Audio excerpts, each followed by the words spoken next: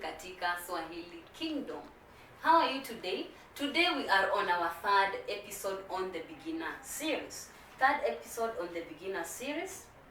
We are on the fourth episode, not the third episode, and we are going to do Kuwa Na. Last time we did Kuwa in the present tense. Today we are going to do Kuwa Na in the present tense.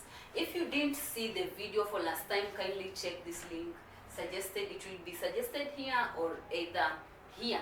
Okay, go check that video. I do it in English first, then I do it in Swahili only with subtitles, and then lastly I do a short video for you to see, to catch some things that maybe you didn't get. Okay, so let's continue with our video. Kuwa Na. Kuwa Na. Kuwa Na in Swahili means to have, and it is a verb that you need to know. Why? Because you are going to use it a lot of time. For example, if you want to say in your daily life, I have a dog, I have a house, I have a beach. Okay, so you are going to have to use Kuwa Na. And imagine there are some instances that maybe you might not think that you need to use Kuwa Na, but you'll have to use Kuwa Na. For example, in Swahili, when you want to say I am hungry, you need to use Kuwa Na instead of kuwa, which is the verb to be. So you're going to say nina njaa, I am hungry. Nina njaa, I am hungry. You are not going to say niko na, like you're not going to say using the verb kuwa. Okay, you are going to use Kuwa Na. So let's see how the verb Kuwa Na is formed. Are you ready? Let's continue with the video, and as always at the end of the video you're going to have a story, and the story is going to have subtitles for you to follow if you want to check subtitles. If you don't want to check subtitles, just listen to the story, okay? It will be in Swahili. Let's continue with the video. Kuwa na, to have. Kuwa na, to have. So the first thing that you need to know is the ni. Okay, we talked about kuwa, and in kuwa we said we use ni for all the people. Mimi ni, wewe ni, yeye ni, sisi ni, nyinyi ni, wao ni. In kuwa na, I want to show you a very simple method of creating the kuwa na verbs, okay? Creating the words in the kuwa na, because each person should have their own way of saying I have, okay? Okay, so when you need to have ni for all the people first. So let's say mimi ni, wewe ni, yeye ni, sisi ni, nyinyi ni, wao ni. Okay? Ni. Then after that now, we are going to instead of ni, let's use na. Sorry, let's use na. So na for all the people. And then do you know the subject, the personal subject prefixes that we learned in the first lesson? So those ones are going to help you today. Why? So we are going to put the personal subject prefixes in front for them to show which person we are talking about. For example, in the beginning of the person, we say that, let's remind ourselves the personal prefixes. We said ni, u, a, tu, wa, okay? Those are the personal prefixes that we said. And when you want now to form I have, you are going to use personal prefix plus na. Na is for all people. So personal prefix plus na. For example, if you want to say I have, you're going to use personal prefix ni plus na. Nina. I have a dog. Nina mbwa. I have a house. Nina nyumba. Okay, nina. How will you say you have? Personal subject prefix u plus na. Una. Una nyumba. Una mbwa. How can we say she has a dog or he has a house? We are going to use a. Ana mbwa, ana nyumba. Ana mbwa, ana nyumba. How about we have a dog? Tuna. Tuna mbwa. Tuna nyumba. How about they have a dog? Wana mbwa. Wana nyumba. How about you guys have a dog? You're going to say mna mbwa, mna nyumba. Okay, you can say something that you have or something that someone else has down in the comments below using the verb kuwa na. We've just said that when you want to form kuwa na in the present tense, you use the personal subject prefix plus na. Personal subject prefix plus na. If you have not watched that first video, kindly go to the YouTube channel of Swahili Kingdom and watch. You're going to see it is written series episode 1. Okay, we have in the episode 1 we have pronouns and personal subject prefixes.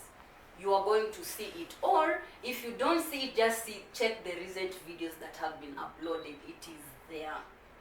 Okay, I wish you all the best. So kuwa na in the present tense. Okay, someone can ask, why are we using na? It is simply because na is the thing that shows that a sentence is in the present tense. For example, you can say ninakula. Ni personal subject prefix, na present tense, kula the verb to eat. Ni na kula. So that's why we are using na. Ni na, u na, a na, tu na, na, wa na. Okay? Nina, una, ana, tuna, mna, and wana. Okay? That's how you express I have in Kiswahili. That's how you express the verb I have. So next time when someone asks you, una gari, gari is a car. Una gari, say nina gari, nina gari, I have a car. Okay? Now, right now, let's see its negation. The negation is very simple. So again, we are going to remain with na. We are going to remain with na at the end. And then in front, we are going to use the personal subject prefixes in the negation. In the negation. Okay, if you don't know about this, again, go check the first video that we made. Okay, it is going to give you more insights of how you can recall them quickly and so forth. Okay, so the negation prefixes that we have si, hau, ha, hatu, ham, and hawa. Okay, so we are going to say si plus na, sina. For example, the question that I ask, una gari, do you have a car? You answer sina gari if you don't have a car. Sina gari. If you have, you say nina gari. Okay? What about when it's the second person? When it's the second person, how can the second person say I don't have a car? We are going to say, like, how can the second person use I don't have a car? We are going to say hau plus na. Hauna gari. The third person, hana gari. She doesn't have a car. The us, how are we going to say we don't have a car? We are going to say hatuna gari. Hatu plus na. Hatuna gari. Hawana gari. Those guys don't have a car. Hawana gari. Then hamna gari. Hamna gari. Okay? So now, just doing a summary, now you know how to form kuwa na in the present tense, how to make sentences using have in Swahili in the present tense for all the 6 people, both in the positive and in the negative. What did we say? The simple thing that we said, or the common thing that we said, is that they have na at the end.